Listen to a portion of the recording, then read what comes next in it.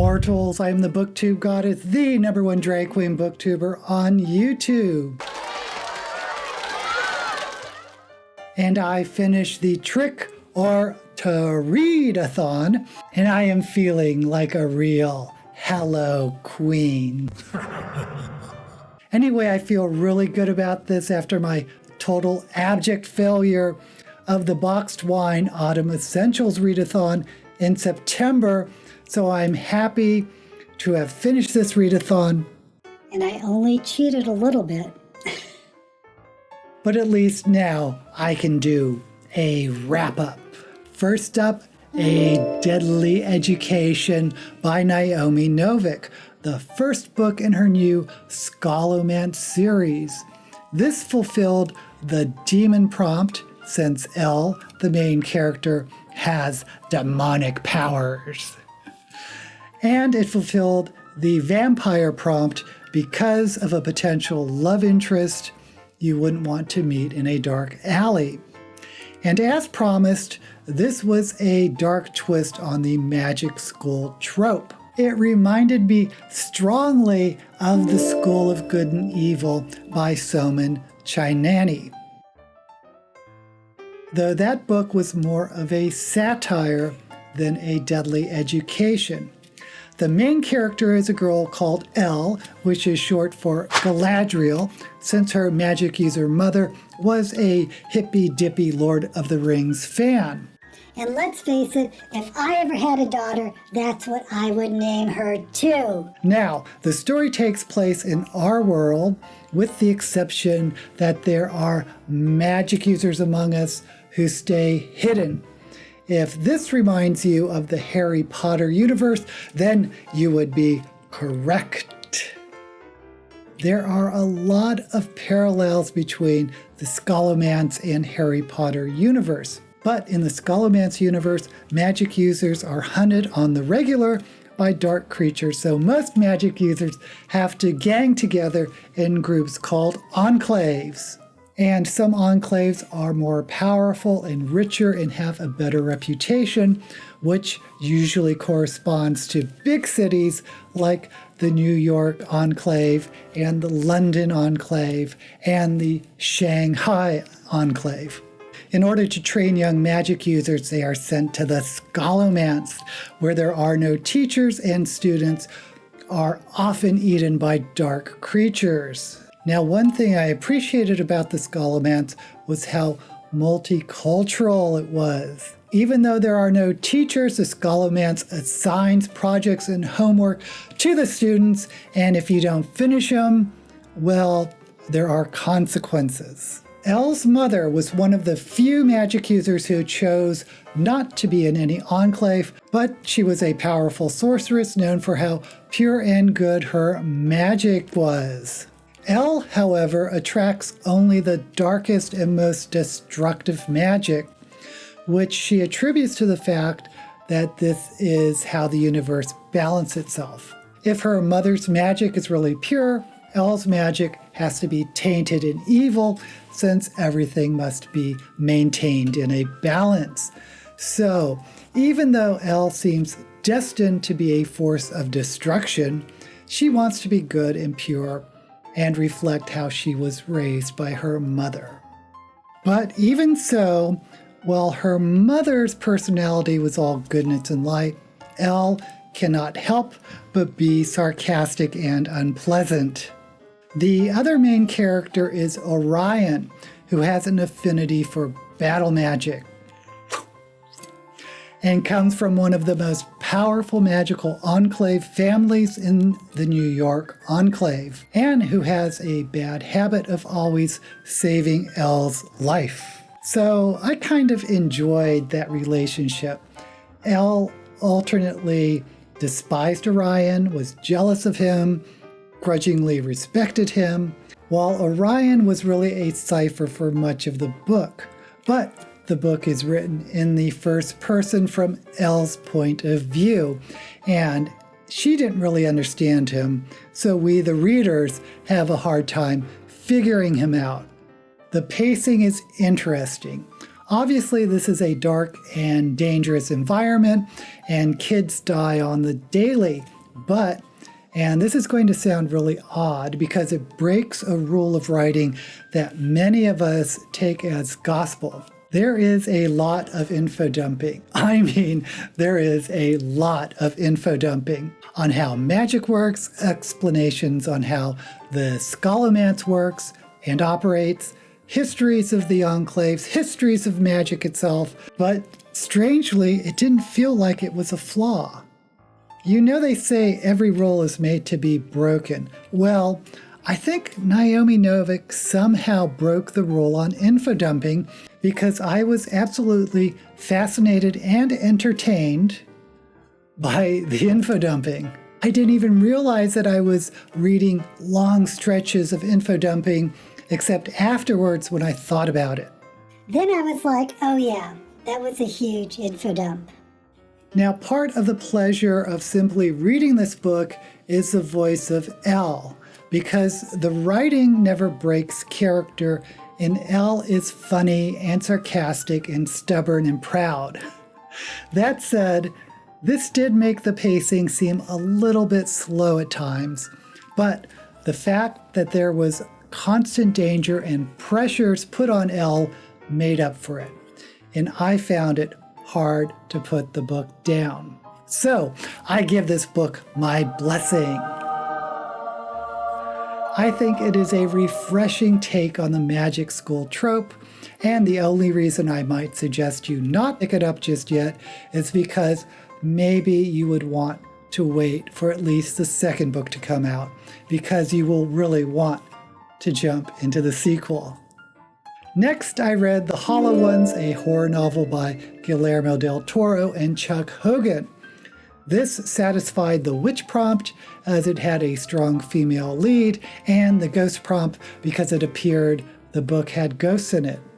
Well, first off, it wasn't really a ghost, but there is a disembodied entity who certainly is ghost-like. The main character is FBI agent Odessa Hardwick, whose partner is possessed, and she has to kill him in self-defense, but she ends up being put on desk duty.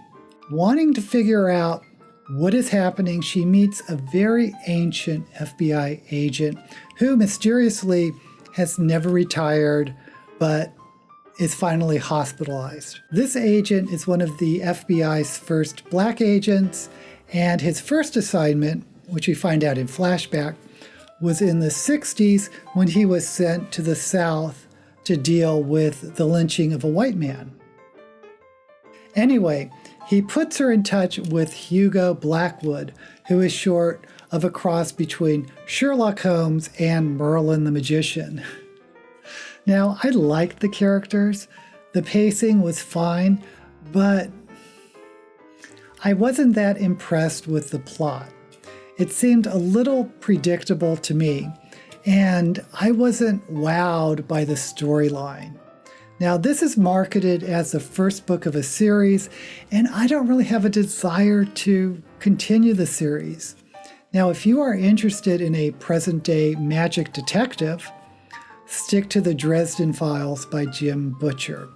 I think I'm going to zap The Hollow Ones. Now, when I zap a book, that means I don't recommend it. That doesn't mean it's necessarily a bad book. I think it's just a mediocre book at the best.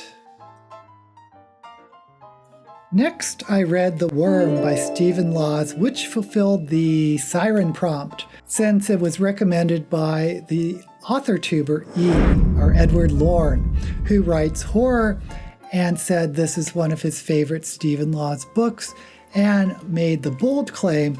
I think he writes better novels, not better short stories, but better novels than Clive Barker.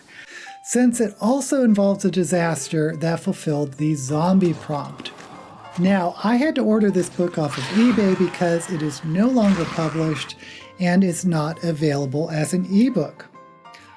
I personally enjoy Stephen King more than I did with this book, with due respect to E. though my favorite horror author is probably Clive Barker. Anyway, the story is about a small town in the UK which has an ancient gallows built on some crossroads, which is treated as a historical landmark. Now, a new road is being built through the town, and they decide to take the gallows down and put it in a museum. And an old man, the crazy town drunk, does everything he can to stop the gallows from being taken down, and warns that disaster will come to the town if they pull it down. Spoiler alert, the crazy town drunk may not be that crazy after all. The main characters are a writer who is new to the town named Michael. Of course, the townsfolk are suspicious of him because he's an outsider. And Chrissy, who is the crazy town drunk's daughter. Now, there are several other secondary characters, most importantly the sheriff, the town bully, and the woman who owns the town diner, who has a heart of gold. Now, the book is divided into 3 parts, and I love a good 3-act story. Act 1 is basically setting up the story, and here I had some issues. I just found the setting up to be kind of boring. What I think most people love about Stephen King is how he develops and fleshes out his characters.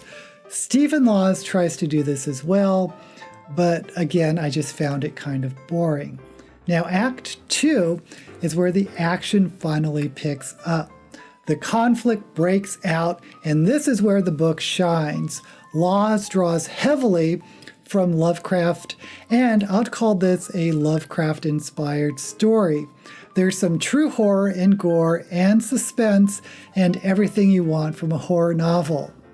Now, Act 3 is a denouement, where the story wraps up, and oh dear, I really disliked how the story ended. It was equally too simple and also didn't make any sense to me. I can't tell you much about why without spoilers, but suffice to say, I was disappointed. I'm going to have to zap the Wyrm. Maybe you'll enjoy it. I know he enjoyed it and I respect his opinion, so I'm curious about how others may view the ending. But this one wasn't for me. The last book I read was another horror novel, The Wasp Factory by Ian Banks. This fulfilled the Fae prompt because this is a book I had no desire to read. Also, it was supposed to fill the werewolf prompt since I was going to read it at night. Well, I read some of it at night. I'll admit that I read some of it during the day. So I guess I cheated. So sue me. This was the best written book of the lot. The main character is named Frank, and he's a 16-year-old psychopath who has already killed 3 children when he was a child. And that's not really a spoiler because it happened in the past before the book opens, but you don't know how he killed these other kids until it's revealed later in the book, and at least one of those murders will probably stick with you. Now, the book is written in the first person from Frank's point of view. He lives on an island with his very intelligent and cruel father, who's not physically abusive, but he plays these weird mind games with him constantly. Now, there's also a brother named Eric, but he's locked up in a mental institution when the story opens. Now, Frank has never went to school. He's only been taught by his father, and he has little contact with other people. Now, Frank's father, in fact, has never registered him in any official records, so he has no birth certificate, and basically he doesn't exist as far as the government is concerned. Now, Frank has a run of the island since his father is crippled and can't really go outdoors. So Frank has developed all sorts of rituals, most involving killing animals and creating totems throughout the island, but also some of which involves his own bodily fluids, which he believes gives him supernatural powers.